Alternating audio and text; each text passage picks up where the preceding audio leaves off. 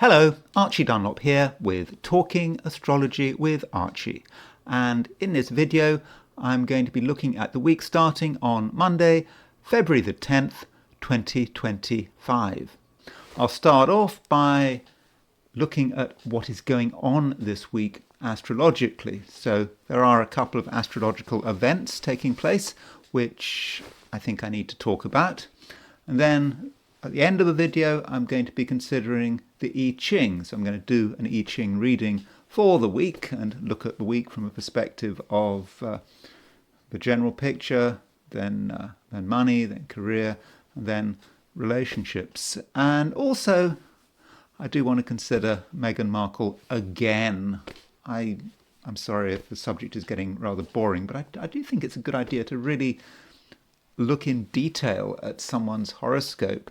At least I find that interesting, and I really wanted to focus on her moon in light of recent events. You know, she just did a video for her Instagram account where she was accused of name dropping, and you know, I wanted to sort of put that in perspective and maybe do a chart or do a comparison chart of one of the people she name dropped. But anyway, before I do that, I want to consider the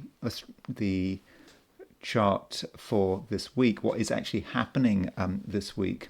So here is the beginning of the week. So this is sort of midnight, Monday, February the 10th, set for New York. So at the beginning of the week, we have a square between Mercury and Uranus. You know, there's Mercury at 22 Aquarius, and it's making a square to Uranus at 23 Taurus. So Mercury square Uranus can be quite an exciting aspect, but it also can be quite tense. And this aspect, Mercury square Uranus, is quickly followed by a square between the Sun and Uranus. So you can see that. So the Mercury and the Sun and Mercury are very close to each other, 21, 22 Aquarius. And so both are moving towards that square of Uranus. So what that is going to do is it's really going to stir up the Uranus energy, and one wonders who it's going to have an impact on. Uranus at the moment, for example, is very close to the midheaven of the marriage chart of Harry and Meghan. That's so one might expect Harry and Meghan to be hit by that. It's relatively close to Donald Trump's midheaven in Taurus. So there are particular people who I've been talking about over the last few months or even couple of years who may feel this aspect, but on an individual basis, things are maybe going to be a little more tense, a little more exciting at the same time, and it is in fixed signs. So some people are going to be very stubborn, and they're not going to want to back down. And then on Wednesday, we have a full moon. So the moon starts a week in Cancer, then it moves into Leo. And so Wednesday brings this full moon, the Leo full moon.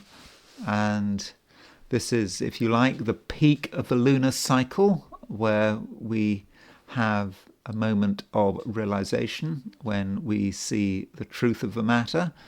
And, moon in Leo, opposition to sun in Aquarius. So the moon is under pressure here with this full moon.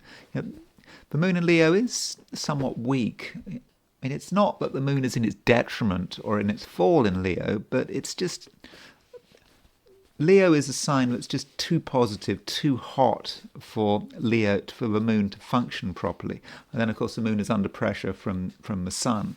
And so we might have to perhaps accept our own limits, and in terms of our egos and what we regard as important, we perhaps may have to reconsider matters and realize that some of us might even have to realize that we're not quite as important as we thought we were. So that could be how that full moon works. But in general, it's a full moon, and we start to realize things, the truth becomes clear, and we might not like the truth, but it would be a good idea to accept it. Then on Friday, Mercury moves into Pisces. Now, on the surface, Mercury moving into Pisces would not sound like good news. Mercury doesn't function very well in the sign Pisces. It's in its detriment. In fact, it's in its fall as well. Mercury functions best in the sign Virgo. So when Mercury's in Pisces, it really doesn't work well at all. I mean, that makes sense, doesn't it? I mean, Mercury is quite an analytical planet that likes to focus on the details, wants to understand things. And in Pisces, Mercury is completely awash. I mean, Mercury doesn't know what it's doing, you could say. Yet, it is different this time because Mercury is in Pisces, a sign ruled by Jupiter, and Jupiter is in Gemini, a sign ruled by Mercury. So Mercury and Jupiter are in mutual reception. And so that means that Mercury and Jupiter support each other. So Mercury actually is potentially strengthened by its movement into Pisces. And most importantly, Jupiter is strengthened. Jupiter has not been in a great position. It's okay, it is now stationary, it is now direct, but it's still in Gemini. Gemini is not a sign that Mercury functions very well in. And somehow, in terms of optimism and people's thoughts about the economy and so forth, Mercury moving into Capricorn at the beginning of January wasn't great because Jupiter lost a lot of dignity. But now Mercury moving into Pisces might actually bring about a new sense of optimism. And I don't know whether that's going to impact the markets, but that is certainly something to consider. So, in fact, I actually would regard Mercury in Pisces as being a good thing. It could actually make things easier for us simply because Mercury is in mutual reception to Jupiter. But I'll be talking more about that in some of my daily readings next week. And now I want to consider Meghan Markle. Now, you could say I should apologise for that. I mean, aren't we bored of Meghan Markle? And well, it's true, I find her fascinating, but not as fascinating as many people do. If you spend time on YouTube, you will know that there are channels that have videos every single day on her. And this is a testament to her and her personality. And I don't even think it's just about her and Harry. She complains about not having enough money, or does she complain about not having enough money? I don't know. She seems to be very keen to make more of things. But in a way, you can understand that because Meghan Markle, in some quarters, is you could say, well, she's incredibly famous. I mean, and everyone knows about her. She doesn't have to be explained, and she's someone that people have strong feelings about. Many people can't stand her. There are many people who still think she's wonderful. And yeah, she's hitting the news again because something about a T-shirt. She made this Instagram video in which she was talking about how she contacted Billie Eilish. I don't know anything about Billie Eilish. Apparently she's a singer. But anyway, in order to get a T-shirt, because apparently this girl had lost everything, but she was particularly concerned even in the Los Angeles fires, and she'd lost a T-shirt was in the washing machine, and everything had been reduced to ashes.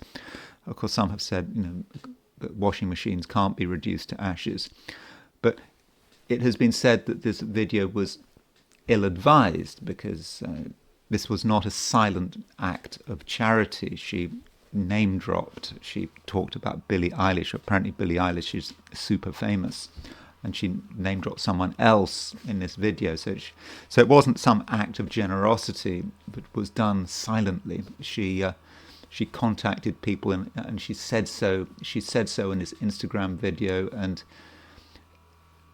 I did look at the video. It didn't look too good. It did actually not put her in a very good light. And the question one has with Meghan Markle, which I mean, the fascination to my mind with Meghan Markle is one of psychology, because I suppose I'm talking about someone who I don't understand. She's not someone, that kind of personality trait is not something in my realm of experience. So maybe that's why I find it interesting, why I find her interesting. And my immediate concern is, how can someone do things which are clearly undermining her own reputation, and yet she carries on doing it and she can't see it? And is it a cognition problem? And is it just a question of not being able to see it? And one thinks of her chart. One has to think about her chart, because that's what I have to go on. And how should one actually go about looking at her chart? What is important? And one immediately thinks of the moon. I mean, the moon is her. It should be her. In a female chart, the moon is the most important planet, and she has the moon in Libra, and the moon is in conjunct Jupiter in Libra, and so she should be working into this moon in Libra. This moon in Libra should be working for her. And if you look at Meghan's horoscope, the moon is, in some respects, not too bad. The moon is in the first 10 degrees of Libra, so it's not peregrine. It has dignity by face. I think the first decan of Libra is ruled by the moon, and this software has a way to check. You see the moon. The moon is in its own face, and so that is fortunate. Something to welcome. And at the same time, the moon is making a sextile to Mercury. That really looks good. I mean, a moon Mercury sextiles are great. I mean, I've got a moon Mercury sextile, but my moon Mercury sextile is pretty wide. I mean, it's so wide, 3 or 4 degrees out, it doesn't really count. But her moon Mercury sextile is really close. It's within half a degree. And so that should give this great ability to communicate and to understand. And the moon is in the third house. The moon joys in the third house. The third house is a great place for the moon to be in. And the moon is conjunct Jupiter. Moon conjunct Jupiter is certainly one of the best aspects there is. And people who have the moon, people who have the moon conjunct Jupiter, often are very, very fortunate. I mean, you've got here's Taylor Swift, incredibly successful, and again, another person I don't know anything about, but Taylor Swift has a moon Jupiter conjunction in Cancer. I mean, it's just so natural. Of course, it doesn't always make someone, and I don't know whether or not Taylor Swift is a nice person. Hitler had a moon Jupiter conjunction in Capricorn. I mean, made him unpleasant, but certainly made him famous. And Meghan has moon Jupiter conjunction. So what is the problem? And it goes back to Saturn. And I think that Saturn really messes her chart up. I think really messes her chart up. And even though Saturn is in Libra, Saturn is exalted in Libra, but you could say Saturn exalted in Libra just is too strong. Just because a planet is strong doesn't mean it's going to work in your favor. And maybe this is the problem. And Saturn can be about self-consciousness. being very self-consciousness, always looking at what one is doing, and additionally, stopping something from working, stopping something from just becoming part of you. And this may be why her moon in Libra is really not expressing itself as it should. This Saturn is just really it's really heavy, and I was thinking about this Saturn, Meghan's Saturn, as one does, and Saturn is ruler of the seventh, and it's also ruler of the South Node, and because so maybe it's a kind of a representative of the South Node, everything she shouldn't be doing, and her South Node is also a little bit of an enigma, and so Saturn is messing with her moon. It's right on her moon. So what would happen if the moon was not expressing itself? Because my understanding of astrology, in terms of how charts often work, I've said this on numerous occasions, that in the female chart, you start off with the sun. The sun often represents a kind of person someone is as a child, as a teenager. But in the early 20s, a woman will transition perhaps from the sun to the moon. In a male chart, it's the opposite. So you could say in Meghan's case, she's got the sun in Leo, so perhaps when she was younger, sun in Leo, but as she gets older, she moves into her moon, and the sun is projectable. The sun as a male planet, you'd expect that perhaps to be projected, and to talk about the kind of men she might be attracted to. Of course, might say something about her father as well. Though in a female chart, you also have to say, well, the sun and Mars are both male planets. Of course, in her case, I would have said Mars is more descriptive of her marriage partner, certainly in terms of Harry. And she's born by night. So a woman born by night is more likely to be attracted to someone or get involved with someone who represented by Mars rather than the sun. So this sun in her case is not being projected. It's just staying there. And this may be another case of a planet maybe being too strong for its own good. And that sun at 12 degrees Leo. So, because we do see Leo here. I mean, she seems to be a very strong Leo person. That is really what she is manifesting.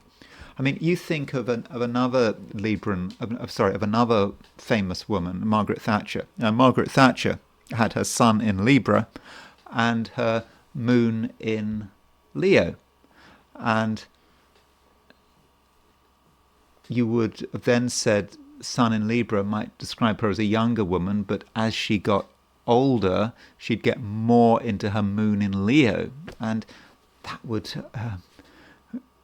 very much be Margaret Thatcher. She made this announcement when she had a grandchild. She made this announcement under number 10 Downing Street, I think, saying something like, "We are a grandmother." That's what she said, using the royal "we," and that would be very much moon in Leo. So she was getting into her moon. But with Meghan, she's not letting go of that sun, and you could say that is an obsession with herself, and the sun can apparently would or could be or seems to be burning everything up, and so she's kind of so obsessed with herself that she can't see the other side of things, and a belief that she is right.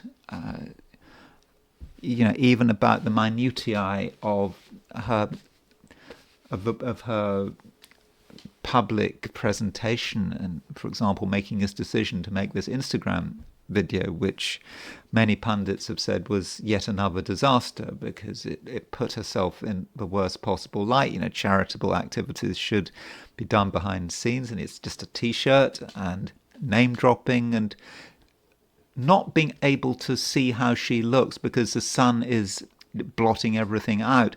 And then the moon, which might have had the good sense to see the problem, can't function properly because of its proximity to Saturn.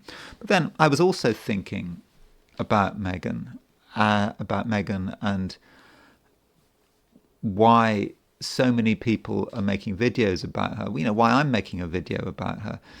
I mean, she is incredibly famous. So I kind of feel sorry for her having relatively little money. I mean, I don't know how much money she's got.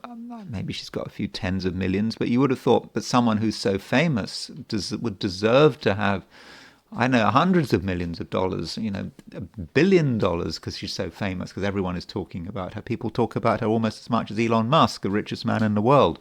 But no. And so in that sense, I feel sorry for her. And then I'm reminded that she has a Jupiter-Saturn conjunction. And that Jupiter-Saturn's conjunction is quite collective. It's a collective energy. Jupiter and Saturn are social planets. And so she is someone functioning in society. And she is connected with the collective. And if you are connected with the collective, you may be in all sorts of trouble because you do start to lose your free will. This does happen. This can happen if you're famous, and you have to be very careful if you're famous because you might do things which are not always wise. And so if everyone is making YouTube videos about you, me included, you're just feeding the collective. So it's almost happening on a unconscious, almost supernatural level. All of this attention on her, all of this attention is just feeding into her and is making her prey to these collective energies, which are preventing her perhaps from seeing things as an individual. And her tuning into collective energies just reminds us of when she was born. So when she was born on August the 4th, 1981, and of course the royal wedding was less than a week before. Royal wedding has a Jupiter-Saturn conjunction in Libra, like she does, and when we hear about Harry thinking that Meghan was like Diana, was a Diana-like figure, it's not that she represented Diana, it's that she represented the royal wedding. She represents the moment her parents got married. So even for Harry, it might have had a collective impact. And so the Jupiter-Saturn conjunction is not really working entirely in her favour. It's making her famous because it's making her part of the collective. That is certainly true, but that Saturn is causing a lot of problems there. And I was also thinking about midpoints, and one of the things that Meghan has in her chart is this Mars square the midheaven, and so that Mars square ascendant is, you could see that in many ways, but Mars square the midheaven is about someone angrily trying to pursue their agenda, and in a very assertive way. Clearly, this is what Meghan is doing with that Mars square the ascendant, and if you look at that Mars square the ascendant, you can start thinking about the not Mars square the ascendant, Mars square the midheaven. If you look at Mars square the midheaven, you can start to think of that in terms of a midpoint. So the Mars Aries midpoint would be at around 26, about 26 and a half Taurus, on Algol, by the way, but I'm not sure if one can really talk about fixed stars in terms of that. In fact, maybe you can.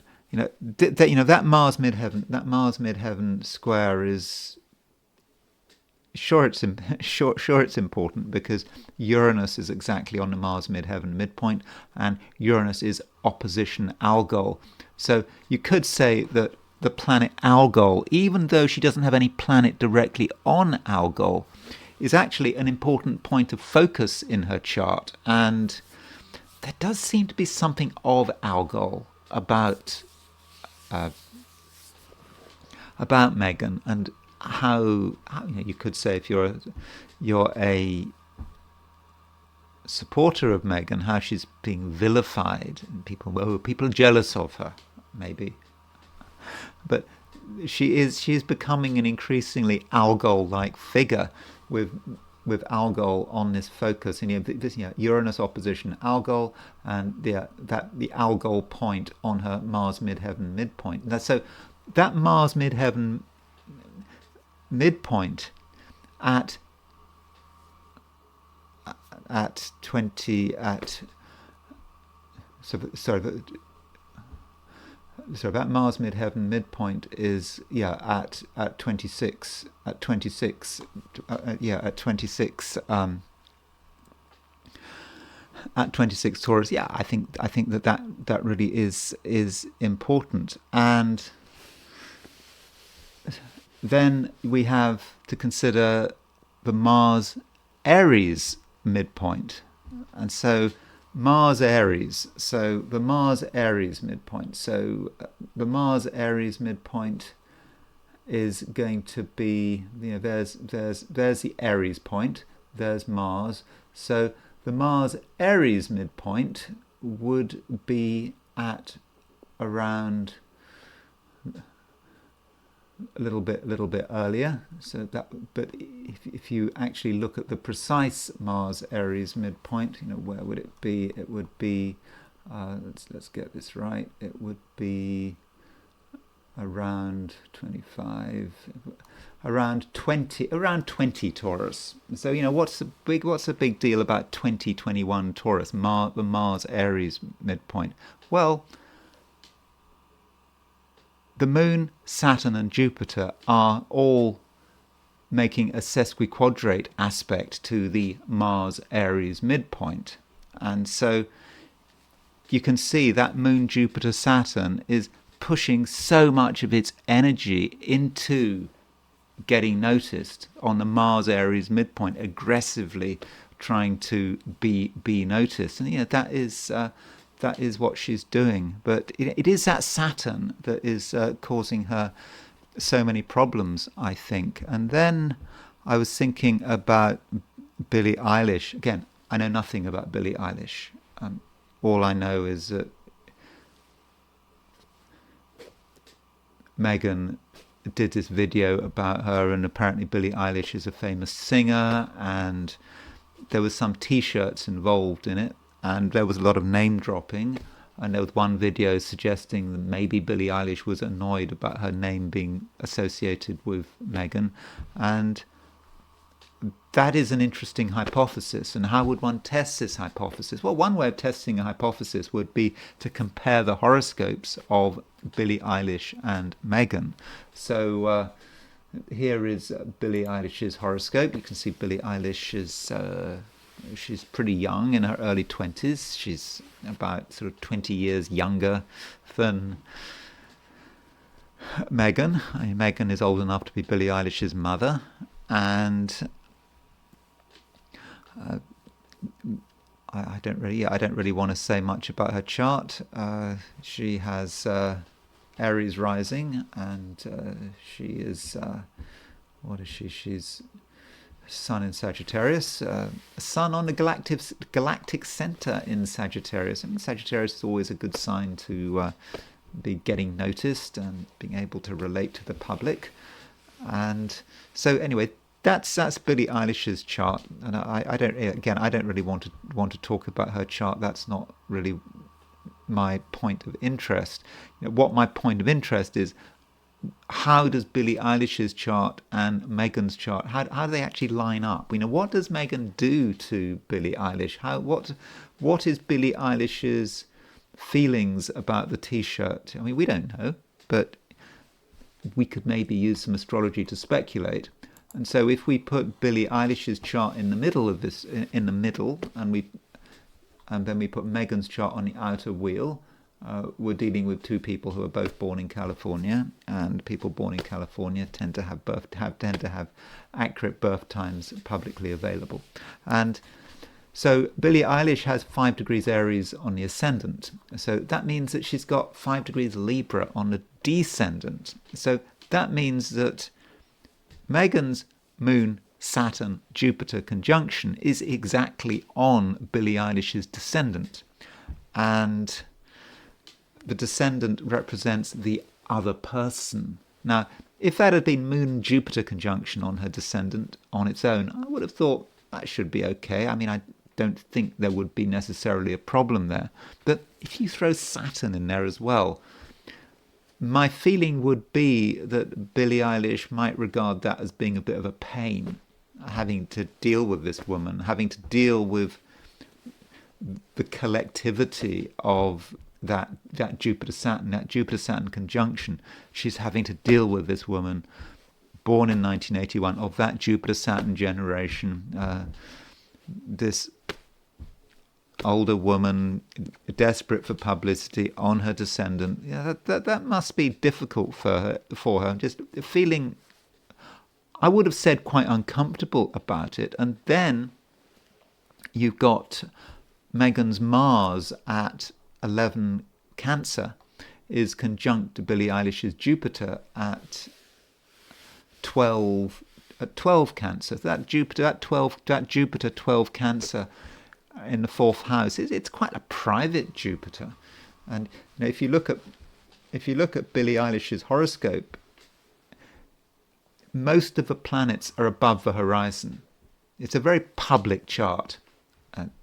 And it's a lot of stress having all those charts above the horizon, getting that attention, being noticed, one's name and person in the public eye all the time. It's exhausting, and probably you just want to. I don't know if you've got all of that. You probably just want to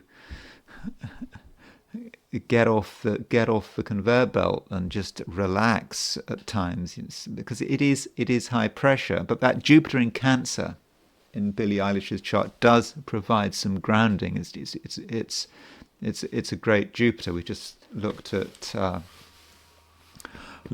Taylor Swift's horoscope. Taylor Swift has the Moon Jupiter conjunction in Cancer.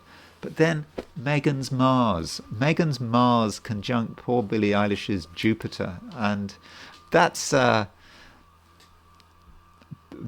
stress. Poor. Yeah, I mean, I say poor Billie Eilish. I mean, I used the phrase "poor Meghan" recently, and that was picked up on. Should I have said "poor Meghan"? Well, poor Meghan. It's a kind of tone of phrase. With calling Billie Eilish poor Billie Eilish. Well, it's poor Billie Eilish, perhaps having to deal with Meghan, and then Meghan's Mars on Billie Eilish's Jupiter. You can see the irritation there, and I do think that is not a fortunate aspect.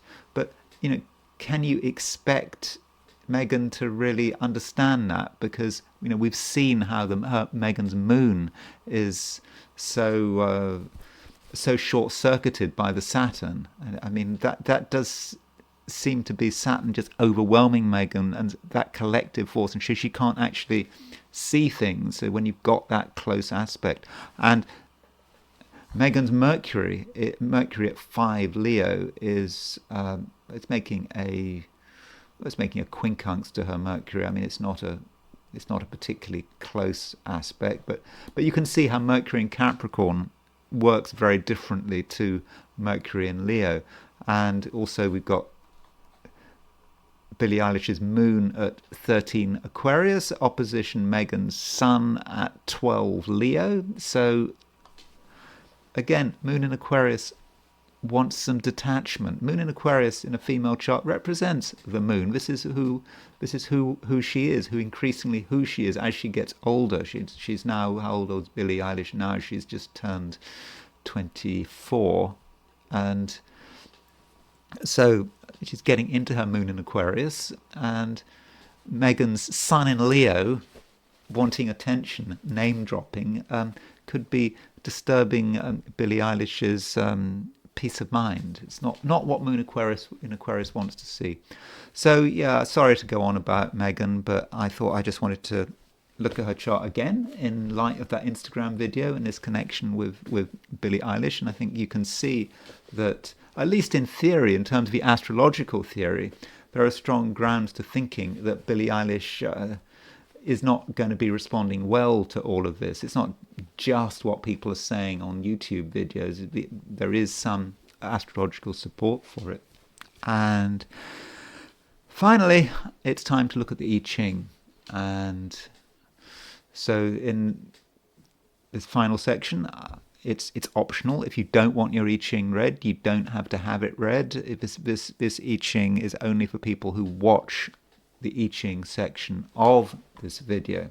So I asked the question, what is the week starting on Monday, February the 10th, going to be like for those watching the I Ching section of this video? And of course, I'm going to be answering this question from the perspective of the general picture, money, career, and then relationships. And the first hexagram I got was hexagram number 12, which is standstill.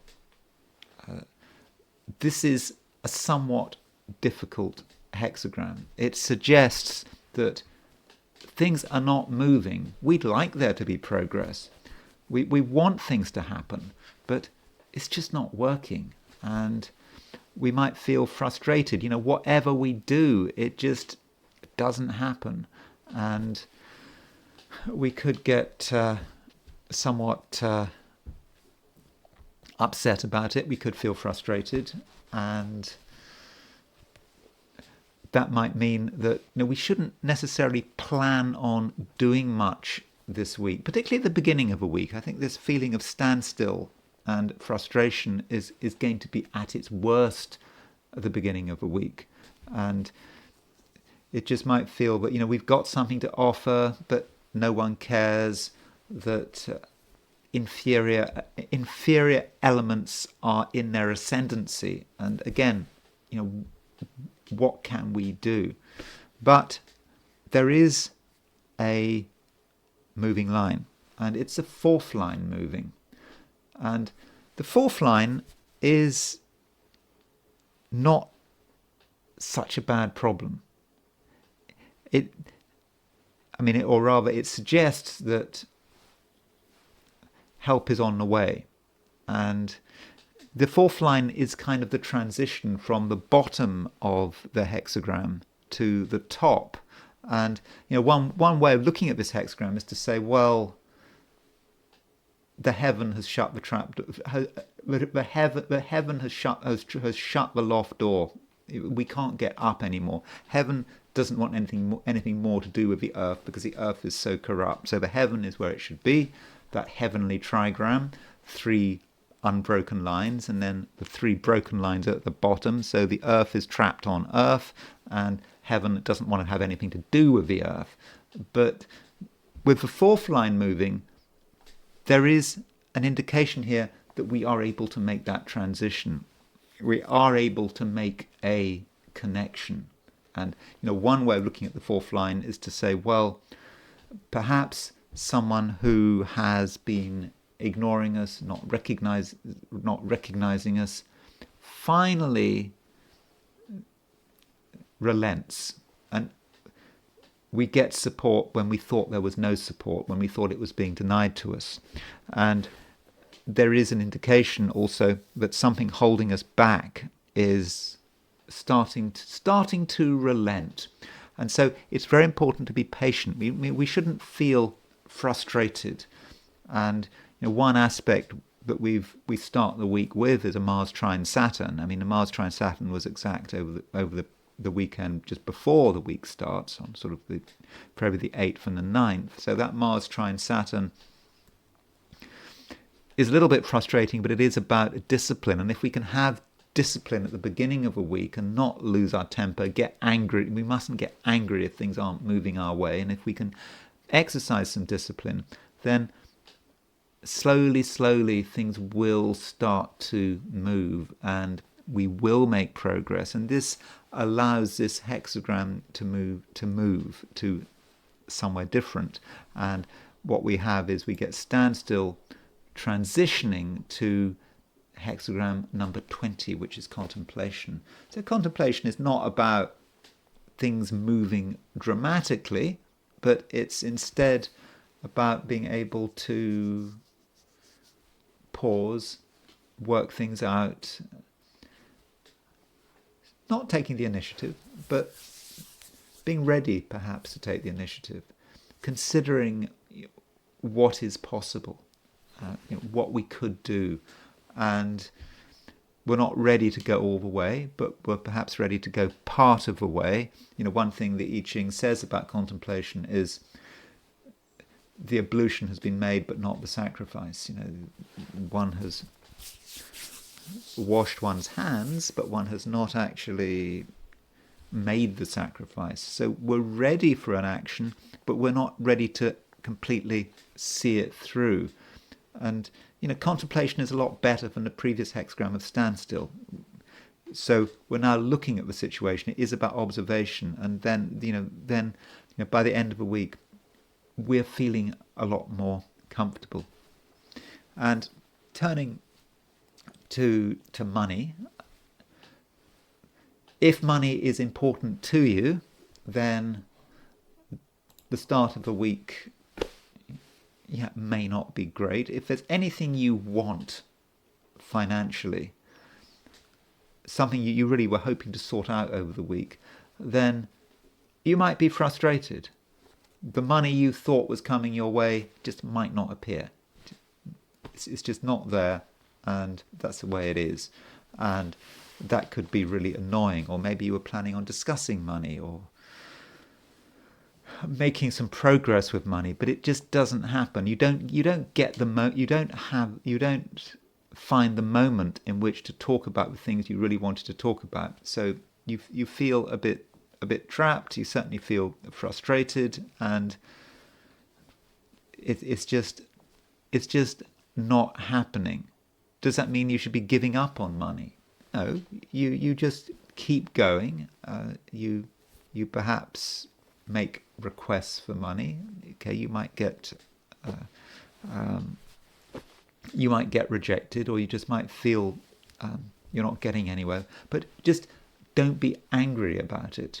And it does seem that if you keep going, then you will, in the end, make progress. And whatever has been holding you up financially is going to move. Now, that might just be your own perception. Perhaps you thought something was a major financial issue and you were really worrying about it, obsessing about it, and it was preventing you from moving. So because the standstill may be about a standstill in your life caused by a financial concern, but then you have another look at things, and as the week progresses, you start to see that this financial concern isn't really as bad as you thought it was. And then you can start making a little bit of progress. And it's possible that if you've been looking for money, looking for someone to relent, to consider giving you the money, giving you a pay rise, whatever it is, then you will start to see some progress midweek. And if you're planning on taking any kind of financial initiative, well, we do have a full moon on Wednesday, and that full moon may give you an insight into what it's all about, and in what you do on the full moon. Once you see things, do you take action? Do you make demands for money? No, I don't think you do, because the hexagram it moves to is hexagram 20, which is contemplation. So it's like you have a better understanding of what's going on a financial level, and you understand how people work, how people operate, what their motives are, and you're almost ready to do something, but not quite, because there are still some things to work out. And that's kind of what you have to do with this hexagram contemplation. You pause, you think about it, and maybe next week you're ready to actually do something concrete that can give you the money you're looking for. But this week you should be happy to just have a growing sense of understanding about what it's all about. And then there is career and business, whatever you're trying to achieve. If you happen to be working, if you happen to have a business, then I don't think the week starts particularly well, because it starts with this hexagram standstill. Don't expect much progress. Don't expect anything to happen at the beginning of a week. Don't expect to be able to make much of an impact. Even if you think you're doing a really good job and you've got all of these abilities, are you going to get recognized? I think it's going to be difficult to be recognized to begin with.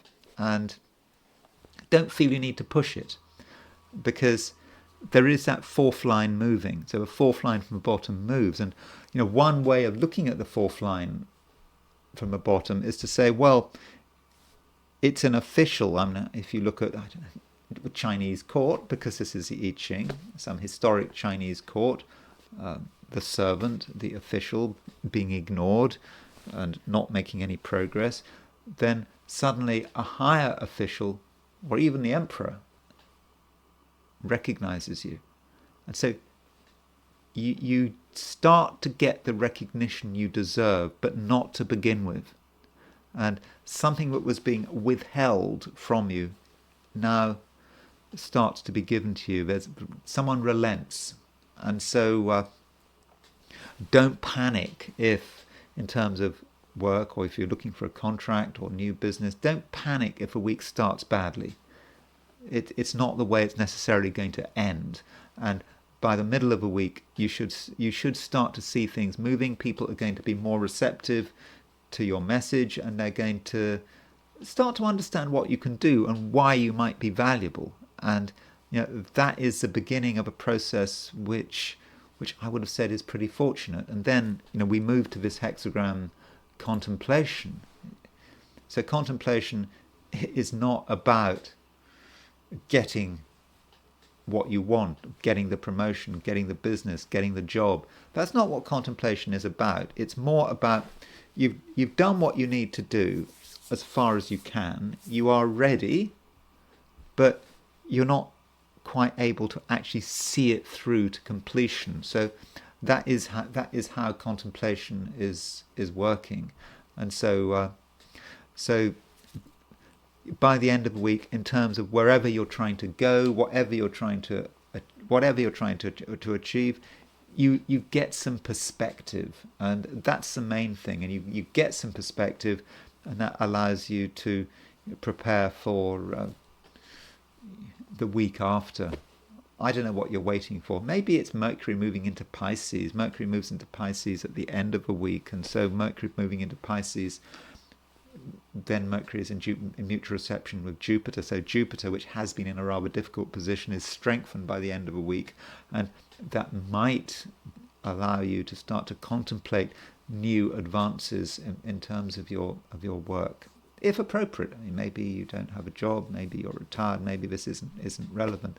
And then we have relationships, relationships of all kinds, how you relate to other people, how other people are treating you, how other people are behaving. And the first hexagram is standstill. So to begin with, relationships may actually feel as if really they're going nowhere. Other people may not be cooperative. They're not being responsive. They're not giving you what you want. And you may wonder, what is the point? Are you even being noticed? Is the other person actually recognizing you as a real human being? Maybe they're just discounting you, and you just might feel somewhat ignored and sorry for yourself. But this is something that is passing. Don't get frustrated. You can't expect the important relationships in your life to always be moving in the right way. And so be patient, and then there is a moving line, and the fourth line from the bottom moves, and the fourth line from the bottom moving is fortunate, because the fourth line represents a change. It indicates that the standstill is actually coming to an end. You see progress, you see recognition, you see that someone is being more reasonable, or if you're looking for new relationships, suddenly things start to happen. You find it easier to communicate, and the standstill is slowly coming to an end, and you can see who is available, what people are there for you. And if you're particularly thinking about an existing relationship appears not to be working out, then with that fourth line moving, then there is progress. Someone starts to lighten up, someone starts to be more sympathetic to you, and then this hexagram standstill, it does move to a different hexagram. It moves to contemplation. And contemplation is not about anything wonderful happening, but it ends a period of frustration, and you can start to actually see other people for what they are. You can observe their behavior. You can start to draw conclusions. You don't actually have to do anything or take the initiative or move relationships to a new level or end relationships. You don't have to do any of that. You can just watch, see how people are behaving, and that may allow you to make a decision. And the week after, then there might be progress. Of course, then we would have to move into a new I Ching reading. So from a relationship perspective, the week doesn't start off very well, but it does get better. And maybe by the weekend there is real action going on. There is movement. There's a greater level of understanding. And those are my forecasts, my I Ching forecast for the week. And I hope you do have a good week. If you enjoyed this video, I'd be very grateful if you were to like it. If you're not subscribed, I'd be very grateful if you were to subscribe. If you want to buy me a coffee, there is a link in the description. And I will talk to you again very soon.